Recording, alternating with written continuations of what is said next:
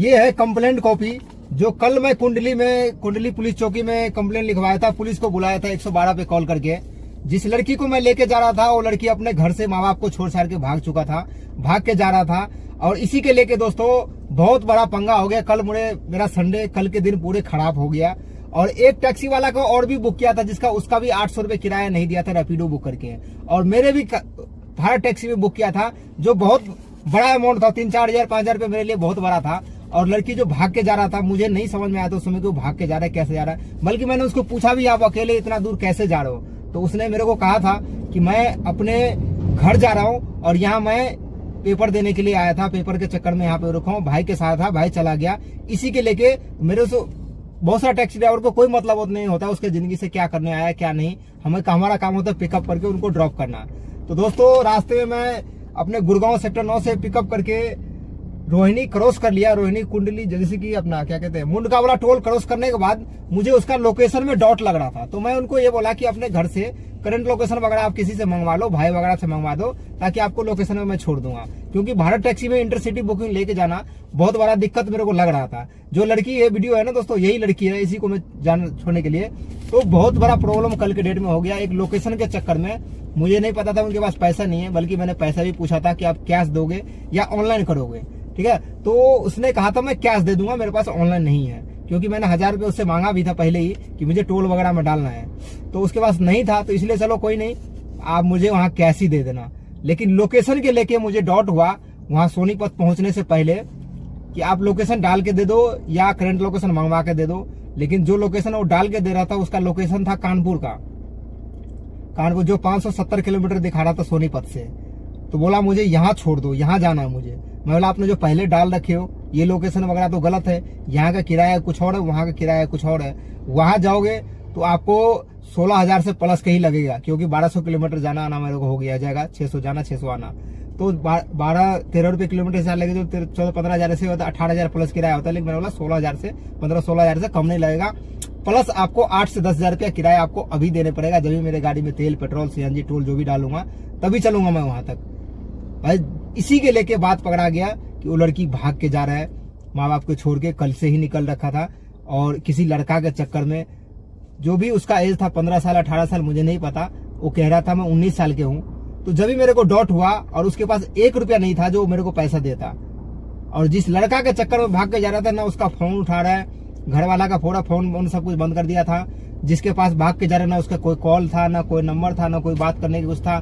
जिसके पास जिस गांव में जा रहा था किसी दोस्त यार से पैसा भी मांगा, किसी ने 1 रुपया नहीं दिया।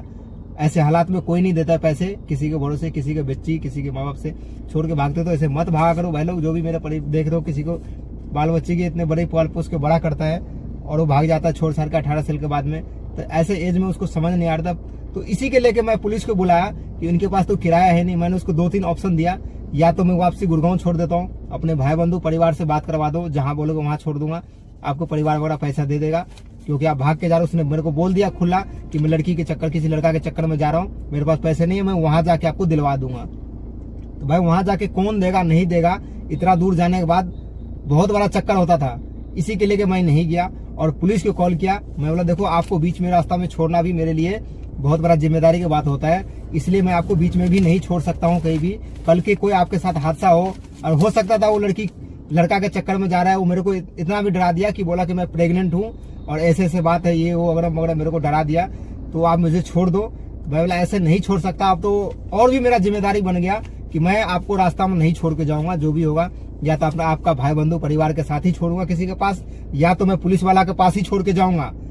इसी के लेकर मैं अपना एक टैक्सी ड्राइवर के नाते पूरा अपना जिम्मेदारी के साथ मैंने 112 पे कॉल किया। जो 112 के नंबर भी सारा डिटेल मैं आपको दे देता हूँ कंप्लेंट के। तो 112 कॉल किया तो कुंडली पुलिस सोनीपत के पास जो है सेक्टर 46 के पास वो आया और आके हम लोगों को लेके गया पुलिस चौकी, क्योंकि वहां पे सॉल्व नहीं हुआ। पुलिस वाला मेरे को डांटा भी कि तूने वहां पिकअप किया, इनको क्यों ने पूछा, क्यों ने पैसा पहले लिया। तो मैंने यही कहा दोस्तों कि हमारे काम में यही होता है टैक्सी ड्राइवर, जब तक हम ड्रॉप नहीं करते तब तक किसी से पैसे नहीं लेते हैं, और हर टैक्सी ड्राइवर ऐसे ही होता है। लेकिन ये लंबा बुकिंग था तो मैंने फिर भी इनसे पूछा था आप कैश दोगे या ऑनलाइन करोगे, मुझे अभी 1000-2000 रुपये पैसे दे दो, मुझे टोल टैक्स वगैरह में डालना है। तो उसने भी यही कहा ये टैक्सी ड्राइवर है, इसको तो कोई गलती नहीं है, ड्रॉप करने के बाद ही पैसा मांगता है। पुलिस वाला बोला ठीक है तो इसका आप पैसा दे दो, यहाँ तक का जो भी पैसा हो रहा है। लेकिन उसने पैसा नहीं दिया। उसको पुलिस वाला ने कहा कि आप टैक्सी ड्राइवर को फ्री करो, क्योंकि ये एक टैक्सी ड्राइवर है, आपको कितना किराया होता है यहाँ तक का मैंने उनको पहले बोल दिया था कि इतना मेरा किराया हो जाता है सोनीपत का, गुड़गांव से सोनीपत का। तो आप बोला आप किसी से भी पैसा मंगवा के दे दो, लेकिन अपने माँ बाप भाई बंधु किसी से बात नहीं कर रहा था, ना किया उसने। इसी के कारण उसके पास कोई पैसा नहीं। और जिस दोस्त यार को फोन कर रहा था वो कोई फोन पैसा नहीं देने के लिए तैयार, कोई नहीं दे रहा था, और जिसके पास भाग के जा रहा था उसका फोन बंद। तो कौन देगा पैसे? इसी के लेके हो गया बवाल। उसी में उसके फोन पे पहले भी एक टैक्सी ड्राइवर फोन किया कि 800 रुपए मेरा भी पेंडिंग है, मेरा भी पैसा दे दो। वो भी फोन उठाया पुलिस वाला। उस लड़की को जब ही दबेच लिया कि आप तो एक नंबर के फ्रॉडी हो, किसी और टैक्सी ड्राइवर के पैसा खा रखे हो, इसका भी खाने के चक्कर में हो, आप किसी को फोन नहीं, अपना परिवार के डिटेल नहीं मंगाए, पूरे कुछ भी डिटेल नहीं किसी को देने के लिए। तो पुलिस वाला ने बहुत ज्यादा हेल्प किया मेरे और उस लड़की को किया। पूरे दिन मैं बैठा रहा, उसके परिवार के, उसके घर, पूरे गांव वगैरह के मुखिया वगैरह का फोन करके, पटौती के रहने वाली, और पूरा गांव को उसका मतलब डिटेल वगैरह अपना कॉन्टैक्ट से निकलवाया, उसके गांव तक का नंबर सारा डिटेल निकलवा के फोन किया। उसके परिवार के सुबह 12 बजे से बैठे बैठे शाम के 7-8 बजे तक रात में उसका माँ बाप और कोई पड़ोसी आया था उसको लेने के लिए पुलिस चौकी में।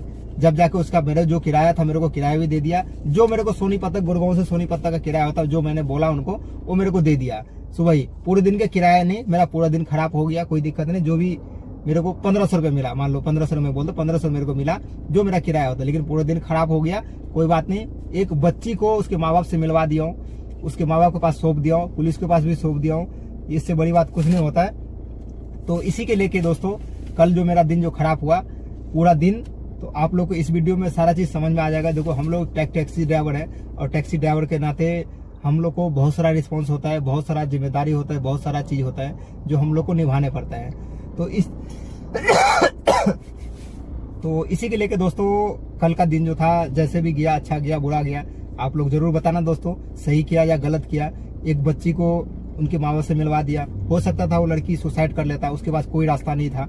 क्योंकि देखो, कोई भी लड़की अगर लड़का के चक्कर में पड़ता है, प्रेग्नेंट वगैरह हो जाता है, तो दोस्तों ना अपने माँ बाप के पास जा सकता है, और जिसके पास जा रहा है वो भी नहीं अपनाया दोस्तों, तो उसके पास कोई रास्ता नहीं होता, सारा रास्ता बंद हो जाता है। तो बस यही रास्ता अपनाता है, फिर ये गलत रास्ते पे जाता है, या सुसाइड करता है, या कुछ भी करता है। तो ये चीज लेके हो सकता है भगवान ने मुझे उसके लिए भेजा था। तो जो भी जैसा भी किया, अच्छा किया बुरा किया, आप लोग जरूर बताना दोस्तों, और वीडियो पूरा फुल देखना। ठीक है दोस्तों, धन्यवाद। ठीक है दोस्तों।